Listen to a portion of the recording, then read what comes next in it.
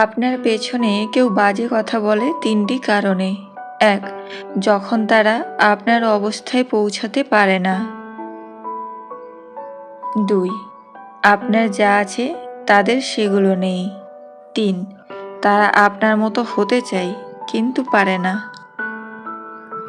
৩টি সুন্দর ঘটনা। ১. একদিন সব গ্রামবাসী মিলেই সিদ্ধান্ত নিল তারা বৃষ্টির জন্য প্রার্থনা করবে।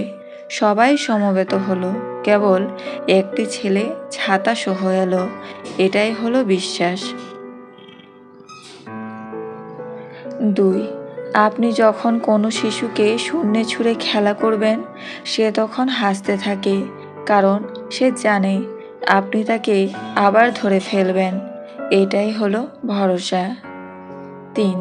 প্রতি রাতে আমরা যখন ঘুমাতে যাই, কোনো নিশ্চয়তা নেই যে আমরা পরের দিন আবার জেগে উঠতে পারবো কি না। তবুও আমরা পরের দিনের জন্য অ্যালার্ম দিয়ে রাখি। এটাই হলো আশা। জ্ঞান দেওয়া মানুষগুলো এটা তো বলে মরলে টাকার সাথে যাবে না, কিন্তু তারা এটা বলে না যে টাকা ছাড়া এই পৃথিবীতে টিকে থাকা বা বেঁচে থাকা যায় না। সব সময় ভালো লোকের সংস্পর্শে থাকো। তোমার বুদ্ধি না থাকলেও তারা সময় মতো তোমাকে সৎ পরামর্শ দেবে। কখনো একা বসে নিজেকে একটা প্রশ্ন করো, তুমি মরে গেলে কার কি এসে যাবে? যাদের এসে যাবে তাদের খেয়াল রাখো, বাকি সবাইকে ছেড়ে দাও। একটি ছেলে তার পোষা প্রাণী হিসেবে সাপ পুষত, যে সাপটি আসলে মূলত একটি অজগর, এবং এটি সেই ছেলেটিকে অনেক পছন্দ করত। এবং ছেলেটিও অজগরটিকে অনেক পছন্দ করত। সাপটি ছিল প্রায় 4 মিটার লম্বা। একদিন সাপটি হঠাৎ খাওয়া বন্ধ করে দিল। এজন্য ছেলেটি মরিয়া হয়ে উঠল এবং সে তার পছন্দের সকল খাবার এনে অজগরটির সামনে খেতে দিল, কিন্তু একটি খাবার নেড়েচেড়েও দেখল না অজগরটি। এইভাবে না খেয়ে খেয়ে তার সামনে পোষা প্রাণীটি শেষ হয়ে যাচ্ছে, তা ছেলেটি সহ্য করতে পারল না। শেষ অবলম্বন হিসেবে সে একটি পশু চিকিৎসকের কাছে অজগরটিকে নিয়ে গেল। পশু চিকিৎসক ভালোভাবে পরীক্ষা নিরীক্ষা করে অজগরকে দেখল এবং পুরো ঘটনাটি খুব মনোযোগ সহকারে শুনল। পশু চিকিৎসক এবার ছেলেটিকে প্রশ্ন করল, আচ্ছা ভাই, তোমার অজগর কি রাতের বেলা তোমার সাথেই থাকে? ছেলেটি বলল, হ্যাঁ, সে তো আমাকে ছাড়া ঘুমাতেই পারে না। তখন পশু চিকিৎসক আবার জিজ্ঞেস করল, সে কয়দিন থেকে কোনো খাবার খাচ্ছে না? ছেলেটি বলল, গত 1 সপ্তাহ ধরে পেটে একটি দানা পানিও পড়েনি। আমি অনেক চেষ্টা করেছি, তার পছন্দের খাবারগুলো তার সামনে এনেছি, কিন্তু সে কোনো কিছুই খাচ্ছে না। এবার পশু চিকিৎসক ছেলেটিকে আবার প্রশ্ন করল, আপনি গত 1 সপ্তাহ ধরে তার আচরণের মধ্যে কোনো পরিবর্তন কি লক্ষ্য করেছেন? যেমন ধরুন, আপনি বলছেন সাপটি আপনার সাথে ঘুমায়। তখন ছেলেটি বলল, ও হ্যাঁ, আমার অজগর আমাকে খুবই ভালোবাসে, তাই সে রাতে আমাকে জড়িয়ে না ধরে ঘুমোতেই পারে না। ডাক্তার ছেলেটাকে থামিয়ে দিয়ে বললেন, আচ্ছা, সে কি আপনাকে জড়িয়ে ধরে ঘুমায়? ছেলেটি বলল, হ্যাঁ। ডাক্তার জিজ্ঞেস করল, সে কতদিন থেকে আপনাকে জড়িয়ে ধরে ঘুমায়? ছেলেটি বলল, সে গত 1 সপ্তাহ ধরে আমাকে জড়িয়ে ধরে ঘুমায়।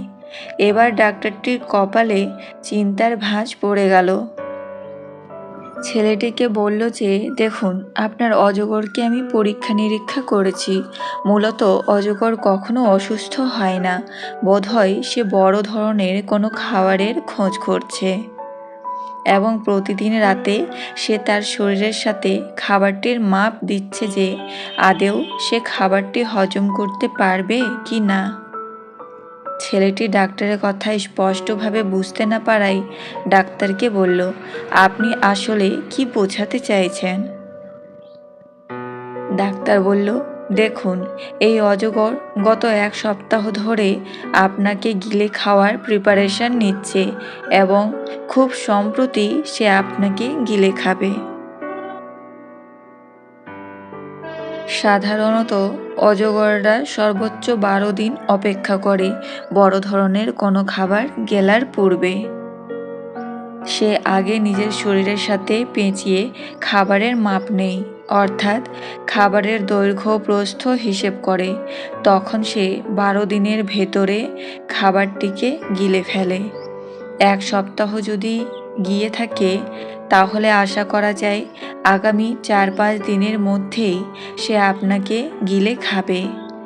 এই কথাটি শুনে ছেলেটার কপাল থেকে ঘাম ঝরতে লাগলো এবং সে দুশ্চিন্তায় পড়ে গেল।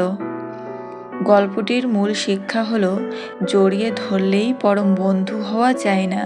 পৃথিবীতে এমন অনেক বন্ধু আছে যারা পরম স্নেহের সাথে জড়িয়ে ধরে আলিঙ্গন করে, কিন্তু তাদের উদ্দেশ্য আপনাকে সেভ করা নয়, বরং গিলে খাওয়া। তাই বন্ধু নির্বাচনে সতর্ক হন এবং চোখ কান খোলা রেখে মানুষের সাথে সম্পর্ক গড়ে তুলুন। এখনকার দিনে চোখ বন্ধ করে বিশ্বাস করা তো দূরের কথা, বর্তমানে চোখ খোলা রেখেও কোনো মানুষকে বিশ্বাস করা যায় না। জীবনে 5 ধরনের মানুষ কখনো সুখী হতে পারে না। 1. যারা সব কিছুতেই রাগ করে। 2. যারা অপরকে সুখে থাকতে দেখলে জ্বলে ওঠে। 3. যে সমস্ত ব্যক্তিরা পুরোপুরি অপরের ওপর নির্ভরশীল। 4. যে ব্যক্তিরা অল্পতেই সন্তুষ্ট না। 5. সর্বদা সন্দেহকারী ব্যক্তি। বাইক চালানোর সময় মনে রাখবেন, কোনোদিন বাড়ি না ফেরার চেয়ে দেরিতে বাড়ি ফেরা ভালো। নারীকে নষ্ট বলার অধিকার কোনো পুরুষেরই নেই, কেননা পুরুষের স্পর্শ ছাড়া কোনো নারী নষ্ট হয় না। হুট করে আসা মন খারাপ জিনিসটা মারাত্মক বাজে জিনিস। দুম করে সবাইকে বিরক্ত লাগা শুরু হয়, কারো সাথে কথা বলতে ইচ্ছে করে না। মুখের ওপর সত্যি বলতে শুরু করুন, দেখবেন ধীরে ধীরে লোক দূরে সরে যাবে। যারা থেকে যাবে তাদের নিয়ে জীবন গড়ে তুলুন, দেখবেন অনেক ভালো আছেন। আমি ঘৃণা করি সেই সমস্ত মানুষদের যারা নিজের খুশির জন্য অন্যের মুখের হাসিটুকু কেড়ে নেয়। দেখবেন কিছু মানুষ আপনাকে প্রচুর ভালোবাসবে, কিন্তু সেটা শুধুমাত্র তাদের প্রয়োজনের সময়। প্রয়োজন শেষ হলে আপনাকে মনেও রাখবে না। চুপ থাকলে দুর্বল আর প্রতিবাদ করলে বেয়াদব, এটাই আমাদের সমাজ।